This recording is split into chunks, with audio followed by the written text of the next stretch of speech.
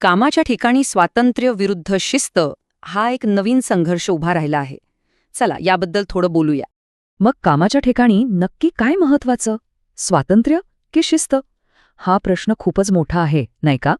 बघा, इथे दोन वेगवेगळ्या विचारसरणी समोरासमोर आल्या आहेत. एकीकडे आहे रिझल्ट ओरिएंटेड विचार, दुसरीकडे प्रोसेस फोकस्ड. एका बाजूला आहेत ते लोक जे स्वातंत्र्य आणि निकालांनाच सर्वस्व मानतात.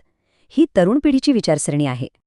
त्यांचं एकच म्हणणं आहे, कामाचं मोजमाप फक्त निकालांवरूनच व्हायला हवं, एकदम सरळ आणि सोपं.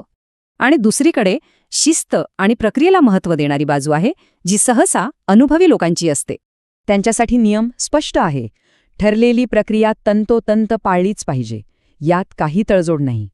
आणि गंमत म्हणजे यात कोणीच चुकीचं नाहीये. दोन्ही बाजू आपापल्या जागी बरोबर आहेत. पण काय होईल जर या दोन्ही कल्पनांना त्यांच्या टोकापर्यंत नेलं तर? विचार करण्यासारखं आहे. स्पष्टतेशिवाय स्वातंत्र्य म्हणजे गोंधळ आणि लवचिकतेशिवाय शिस्त म्हणजे फक्त निराशा. मग यावर उपाय काय? उत्तर आहे योग्य संतुलन साधणं. हेच सगळ्यात महत्वाचं आहे. हे संतुलन साधण्यासाठी 3 सोप्या स्टेप्स आहेत.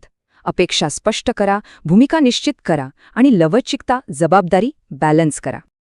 असं केल्यामुळे स्वातंत्र्य आणि शिस्त यांच्या नात्यात एक मोठा बदल घडून येतो. आणि मग कळतं की स्वातंत्र्य आणि शिस्त हे विरोधी नाहीत, तर ते एकमेकांना पूरक आहेत. आता प्रश्न हा आहे की कामाच्या ठिकाणी या दोन शक्तिशाली विचारांमध्ये उत्तम संतुलन कसं साधता येईल?